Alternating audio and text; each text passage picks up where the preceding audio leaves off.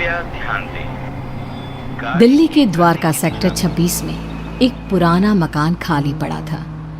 आसपास के लोगों का कहना था कि 5 साल पहले मकान में रहने वाला खुराना परिवार रातों रात अचानक गायब हो गया और फिर कभी कोई उस घर में रहने नहीं आया। लेकिन आज सुबह से ही वहां चहल पहल थी। किसी मिश्रा परिवार ने घर खरीद लिया था और मिश्रा जी का बेटा अतुल और उसकी नई नवेली पत्नी कविता वहां रहने आने वाले थे। सुबह के वक्त अतुल और कविता घर में पहुंचते हैं। अतुल, घर की साफ सफाई तो बहुत अच्छी से हो गई है। हाँ, देखकर लगता नहीं कि 5 साल से बंद पड़ा है। हाँ, लेकिन इतने दिन से कोई इसे संभालने क्यों नहीं आया? अरे कविता, इस मकान के मालिक का कोई अता पता नहीं, कहाँ चले गए कोई नहीं जानता। तो फिर आपने घर को किससे खरीदा? मकान मालिक के कोई दूर के रिश्तेदार हैं, बहुत कम पैसों में बेच रहे थे तो मैंने खरीद लिया। जानती हो ना, दिल्ली में जमीनों के भाव कितने हो गए हैं। हाँ, लेकिन कोई गड़बड़ तो नहीं है ना? नहीं बाबा, ऐसा कुछ नहीं है।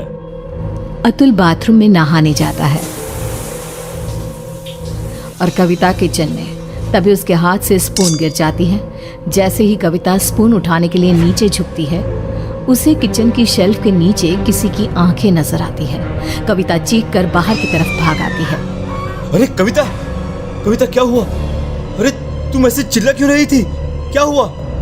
वहाँ अलमारी के नीचे कोई है। अतुल नीचे झुककर देखता है और घबरा के पीछे हट जाता है। मैंने कहा था ना, कुछ है वहाँ पर। अतुल, चलो हम यहाँ से चलते हैं। तुम भी ना कविता, वहाँ कॉकरोच है और कोई भूत नहीं है। एंड आई नो तुम्हें कॉकरोच से कितना डर लगता है। अतुल, मैं सच कह रही हूँ, वहाँ कॉकरोच नहीं बल्कि कुछ और था। किसी की आंखें। मुझे डर लग रहा है, मैं यहाँ नहीं रह सकती। अतुल कविता की बात नहीं सुनता और रात होने की वजह से कविता को सोने के लिए कहता है। डर की वजह से कविता को नींद नहीं आ रही थी। तभी उसकी नजर कमरे की छत पर लगे फैन के पास एक मकड़ी पे जाती है। वो मकड़ी को देखने लगी। देखते ही देखते कविता को एहसास होता है कि मकड़ी का आकार बढ़ता जा रहा है। कविता घबरा कर चीखने की कोशिश करती है, पर तभी वो देखती है कि मकड़ी एक डरावनी शक्ल में बदल गई। अतुल उठो, वो देखो। क्या हुआ कविता? तुम ठीक तो हो ना? क्या हुआ? वो देखो अतुल, वो कौन है? एक छोटी सी मकड़ी, और कौन? इस घर में कुछ अजीब है अतुल, हमें यहाँ नहीं रहना चाहिए। ऐसा कुछ नहीं है, बेकार में डर रही हो तुम। अगली सुबह ब्रेकफास्ट के टाइम पर। कविता, आज मैं ब्रेकफास्ट नहीं कर पाऊंगा, मुझे बहुत देर हो गई है। प्लीज अतुल, कुछ तो खा लो। देखो, मैंने नाश्ता टेबल पर लगा दिया है। प्लीज कविता, तुम फ्रिज में रख दो, मैं निकाल कर खा लूंगा शाम को, ठीक है? Okay, bye. अतुल ऑफिस चला जाता है और कविता किचन में काम करके जैसे ही बाहर निकलती है तो देखती है कि डाइनिंग टेबल पर एक बुजुर्ग औरत और एक आदमी बैठ के ब्रेकफास्ट कर रहे थे। कविता ये देखकर खौफ से भर जाती है। कौन है आप लोग और यहाँ क्या कर रहे हैं? अतुल, बचाओ। क्यों डर रही हो बेटा? मैं इस घर का मालिक हूँ, रंजीत खुराना। और मैं इनकी बीवी रमनदीप खुराना। लेकिन आप लोग तो गायब। मेरा मतलब। किसने कहा? अरे हम तो यहीं रहते हैं, इसी घर में। वो देखो, हमारे कपड़े, सारा सामान सब तो है। लेकिन बेटा, जब से तुम आई हो ना, हम बड़े खुश हैं। अकेले पड़ गए थे ना। कविता ने चारों तरफ देखा और वो हैरान रह गई कि घर में खुराना और उसकी बीवी के कपड़े और सामान नजर आ रहा था। कविता घबराहट की वजह से दरवाजे की तरफ बढ़ती है ताकि वहां से बाहर जा सके। तभी एक यंग औरत उसके सामने आ जाती है। कहाँ जा रही हो? मेरे मम्मी पापा ने कहा ना कि वो अकेले हैं, उनका ख्याल कौन रखेगा? कौन है आप सब? कौन है? जाने दीजिए मुझे। मैं इनकी बेटी हूँ ना, क्या करूँ? मैं तो मरने के बाद इनका ख्याल रख नहीं सकती। अब तुम्हें ही ये काम करना होगा ना। हेल्प, कोई बचाओ मुझे। कविता भागती है और अपने कमरे में जाकर एक कोने में बैठ जाती है। पूरा दिन वो एक जगह बैठी रहती है। शाम को 5 बजे अतुल घर आता है और कविता को ऐसी हालत में देखकर परेशान हो जाता है। क्या बात है? अरे तुम यहाँ ऐसे? तुम्हारी तबीयत खराब है क्या? क्या हुआ? वो अतुल खुराना और उसकी बीवी यहाँ इस घर में। कौन खुराना? कविता, ये क्या बहकी बहकी बातें कर रही हो तुम?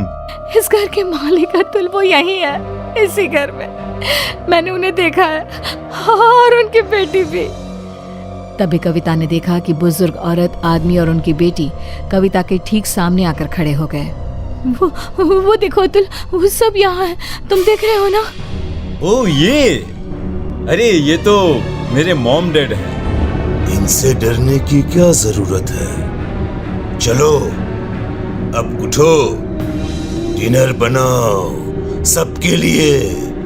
और सुनो, मम्मी पापा को इंसानों का मांस बहुत पसंद है, तो वही पकाना।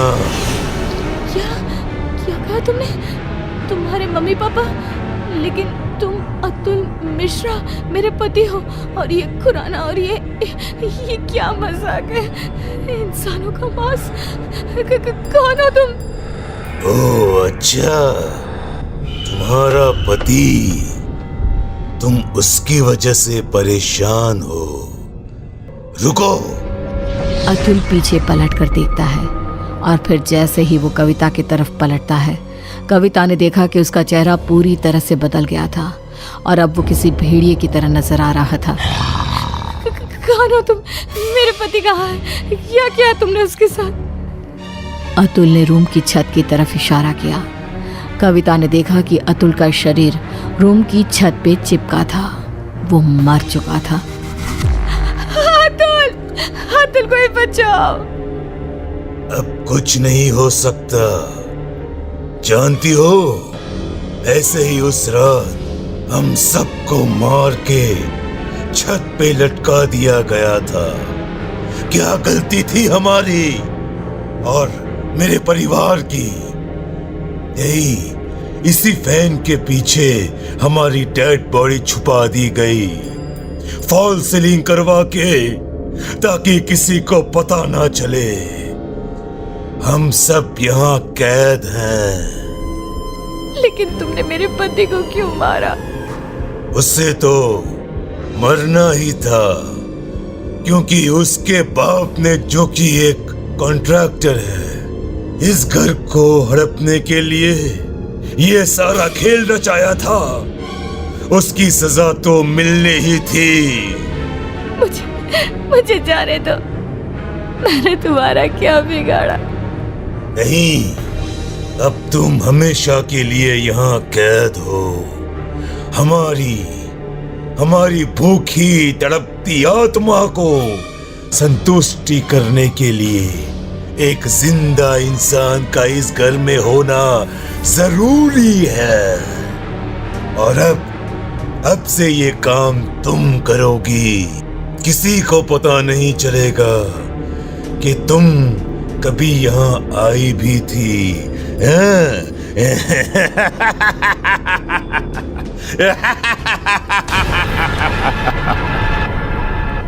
उसके बाद सेक्टर 26 में एक खबर और फैल गई कि खुराना के मकान में रहने आए अतुल और कविता भी अचानक से गायब हो गए।